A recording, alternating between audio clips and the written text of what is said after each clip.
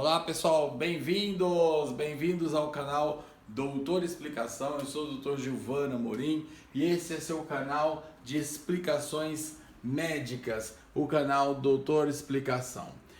Eu lembro a vocês, pessoal, que nós não queremos ser um canal de prescritor, de indicar medicamentos, de fazer diagnósticos à distância, mas tão somente ajudar você a ter acesso à informação de qualidade, à informação correta acerca da sua saúde. Essa é a missão do canal Doutor Explicação.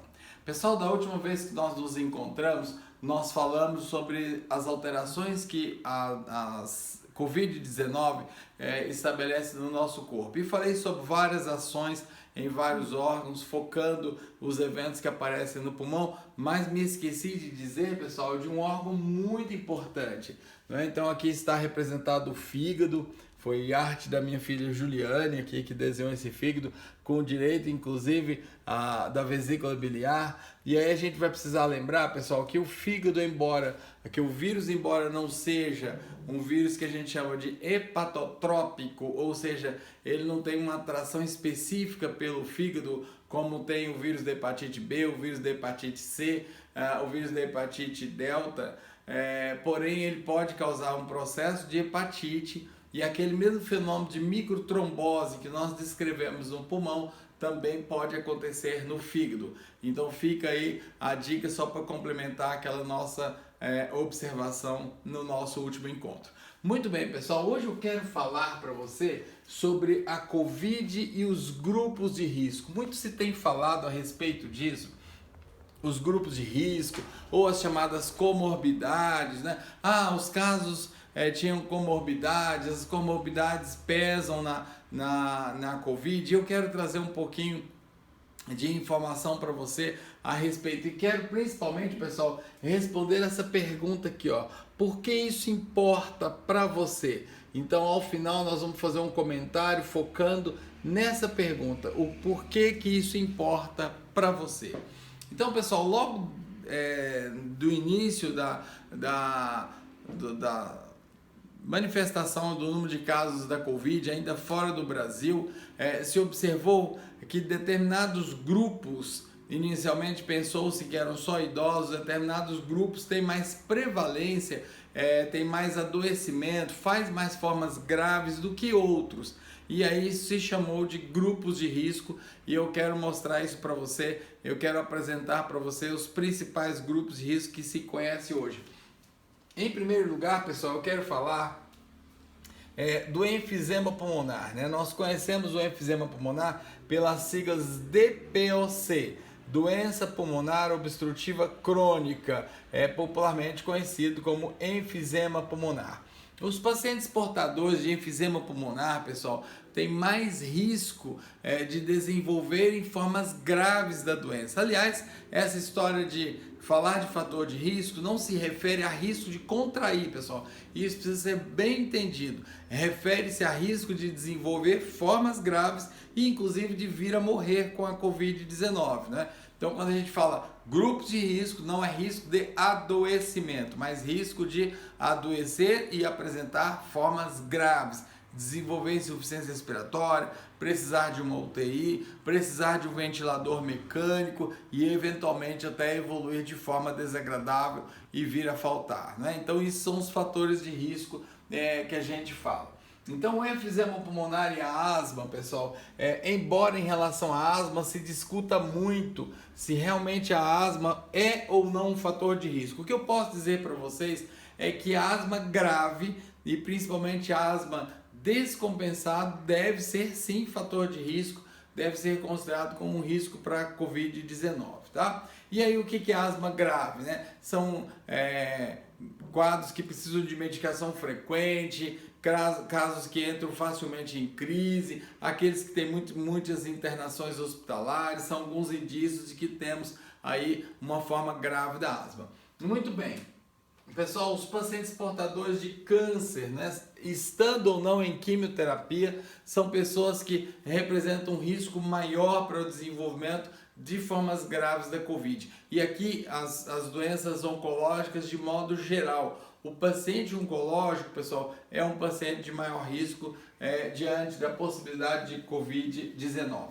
E aqui, pessoal, há uma questão em aberto, em análise, em discussão, se as formas de atopia, né? O que são atopias? São aquelas formas alérgicas graves por terem um processo inflamatório inerente ali, embutido no organismo, né? Quiescente no organismo, se esses pacientes apresentam maior risco ou não. Eu pessoalmente acredito que sim, porque toda vez que a gente tem já um processo inflamatório crônico instalado no organismo, há uma possibilidade maior de uma forma grave ser desenvolvida. Em relação aos idosos, né, pessoal, qualquer estatística que nós pegarmos vai mostrar para nós que a maior parte dos pacientes que falecem, a maior parte dos pacientes que apresentam formas graves da Covid-19 eram idosos. O ponto de interrogação aqui, pessoal, tem uma razão. A gente se pergunta se esses pacientes, se os idosos têm são mais frequentes nessa população de pacientes graves por conta de apresentarem essas condições mais comumente do que os jovens ou simplesmente pela idade. Existem autores que advogam que os extremos da idade, né, muito jovenzinhos ou muito idosos, podem ser ali um fator de risco, mas talvez seja simplesmente por ter uma maior concentração de pessoas com aquelas condições que estou mencionando, quando se comparados com os jovens, mas fica aí a lembrança da questão dos pacientes idosos. Outro grupo, pessoal, os diabéticos, particularmente os diabéticos descompensados, né? Aquele diabetes que não tem uma glicemia ajustada, aquele diabetes que já tem ali complicações à distância, como a retinopatia diabética, que é aquela condição que tem uma lesão lá no fundo do olho por causa do diabetes, ou uma lesão de rim, né, a chamada nefropatia diabética. Então são casos mais graves. Certamente, pessoal, aqueles diabetes mais leves, aqueles diabetes que a gente chama de glicemia de jejum alterada, que popularmente as pessoas chamam de pré-diabetes, certamente esses não têm um risco mais significativo do que a população geral, né? Por outro lado, pessoal, quando a gente compara o chamado diabetes tipo 2 com o diabetes tipo 1, parece que o diabetes tipo 2 representa realmente um risco mais importante do que o diabetes tipo 1. Muito bem, pessoal. Os quadros de obesidade, isso aqui cada vez mais, pessoal, tem ganhado destaque, tem parecido ser mais significativo a questão da obesidade, né? A obesidade hoje é uma condição muito comum em nosso meio, muito comum em toda a população mundial. Disse que a população de modo geral, que a humanidade de modo geral está engordando, né? Está ganhando rapidamente peso, e nós sentimos isso na quarentena, né, pessoal? Você aí do outro lado pode concordar comigo que a gente andou ganhando uns quilinhos aí por conta da quarentena, e eu vou preparar um vídeo só para a gente discutir esses aspectos.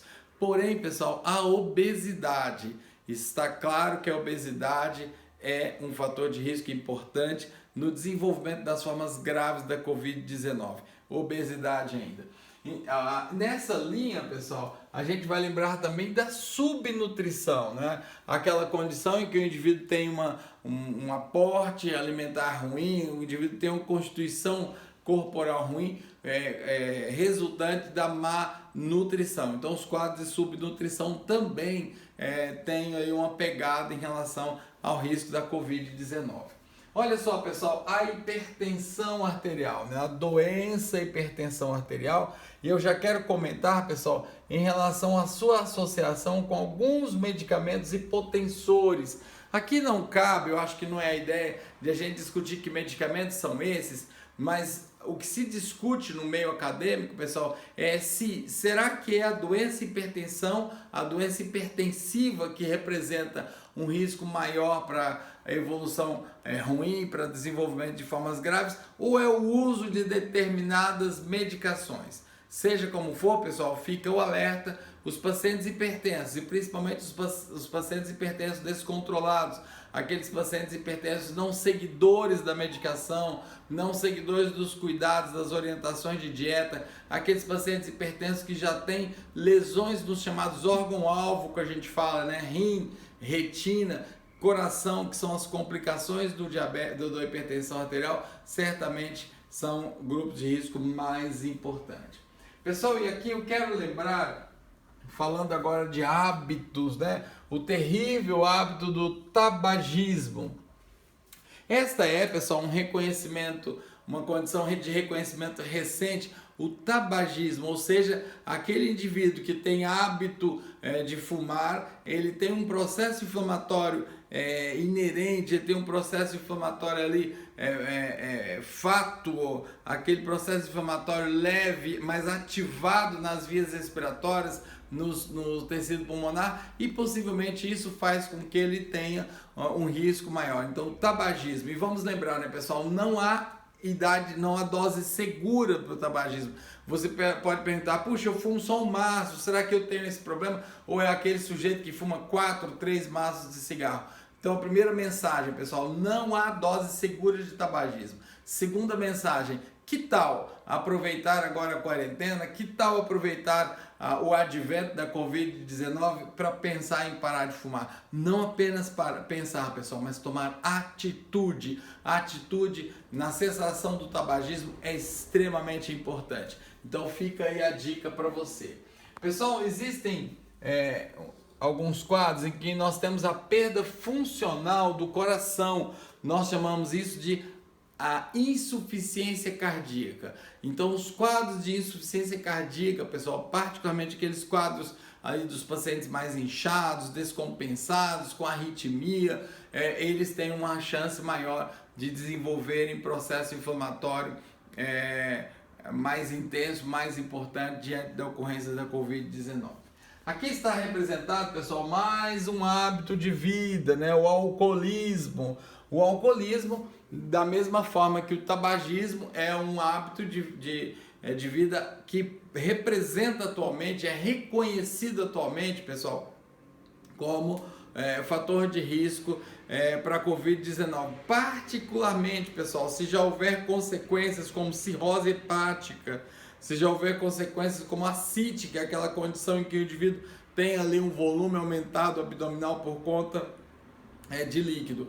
Particularmente se já houver um quadro de insuficiência hepática, que a gente chama, quando o fígado já não está funcionando mais a contento por efeito do álcool. Então fica aí a lembrança, o alcoolismo também é fator de risco para a Covid-19.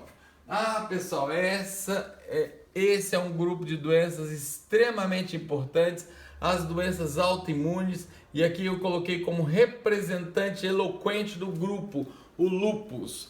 Então, pessoal, o lúpus, que é uma doença autoimune, é um belo exemplo de um fator de risco. Então, os pacientes portadores de doença autoimune são pacientes de risco. E a explicação parece estar também, pessoal, naquele processo inflamatório ali internalizado, naquele processo inflamatório voltado muitas vezes contra as próprias estruturas do organismo que caracteriza os quadros autoimunes, né? Então as doenças autoimunes são hoje reconhecidas como doenças, como quadros de risco, compõem as famosas comorbidades que são fatores de risco para a Covid-19. Muito bem, pessoal, aqui eu identifiquei aqui com esses desenhozinhos alguns grupos que eu quero chamar a atenção.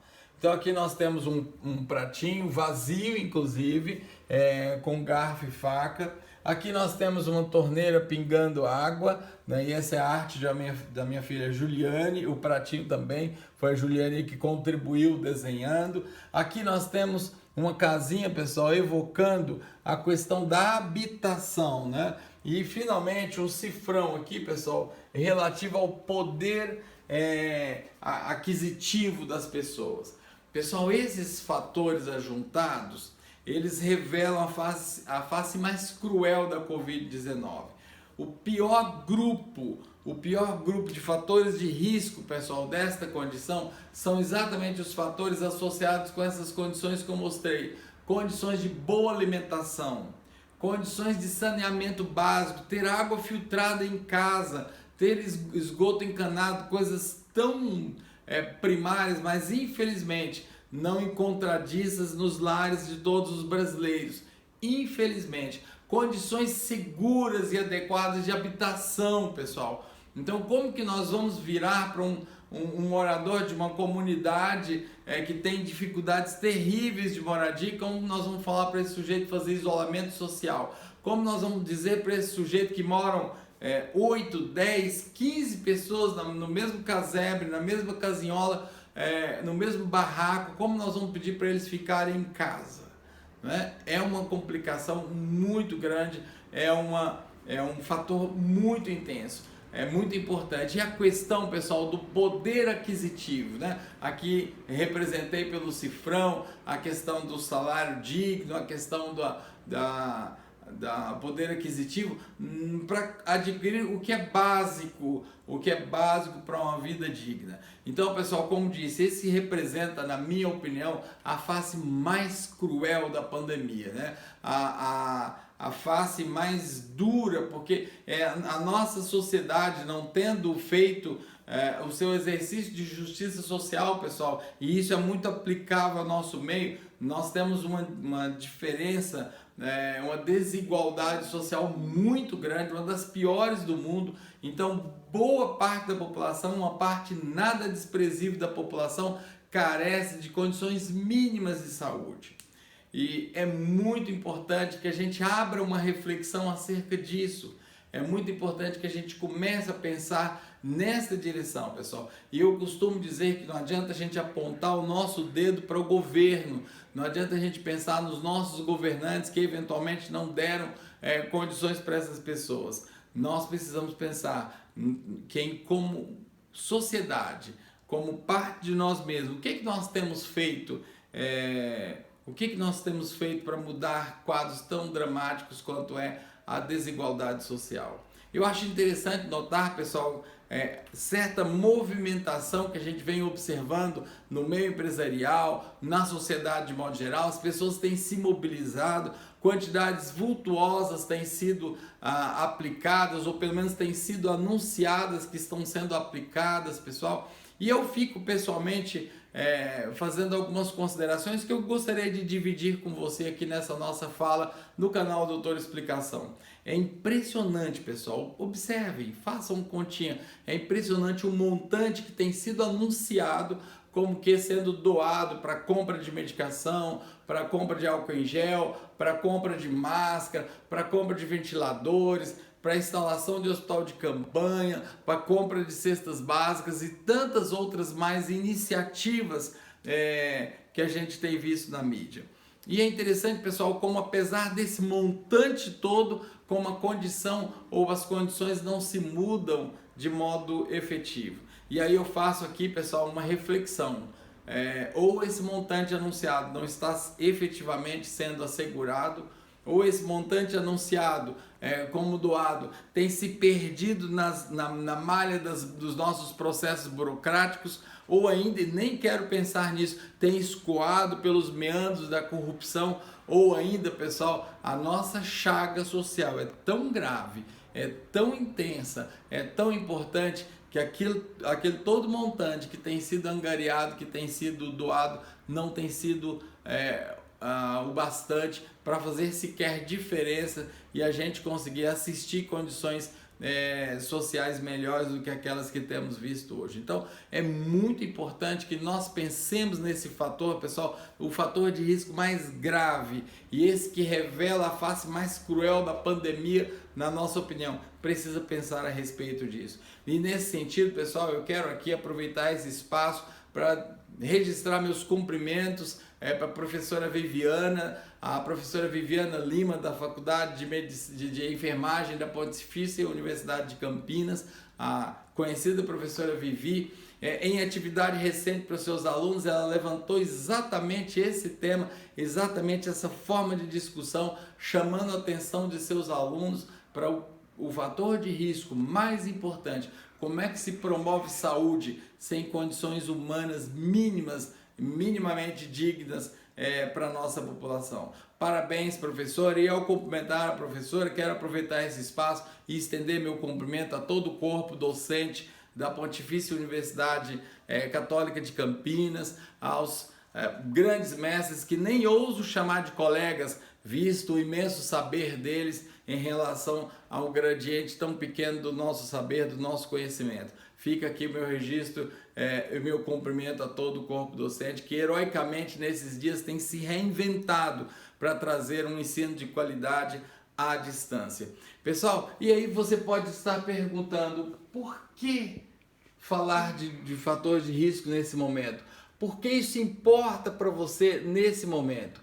Pessoal, nós vivemos um tempo de relaxamento, um tempo de programa de relaxamento da nossa quarentena, um tempo de flexibilização, como se tem dito, do isolamento social.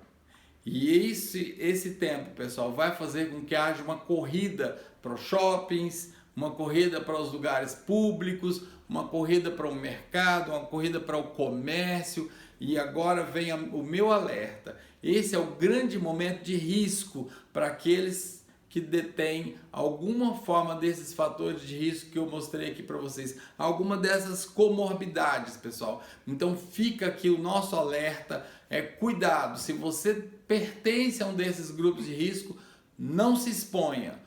Não se exponha nesse momento que está sendo flexibilizado a quarentena, porque você corre um risco maior de apresentar formas graves da Covid. Lembre-se, pessoal, a flexibilização da quarentena não significa, infelizmente, a cessação da pandemia. Os números estão aí para provar o que a gente está falando, né? Então é muito importante que você e eu tenhamos consciência da importância, pessoal, dos fatores de risco. Então é esse recado que eu queria trazer para você hoje. Eu espero que o vídeo tenha sido útil, eu espero que agregue conhecimento para você, eu espero que nessa condição tão difícil que nós vivemos, um conhecimento, uma informação faça diferença na sua vida e quem sabe salve vidas.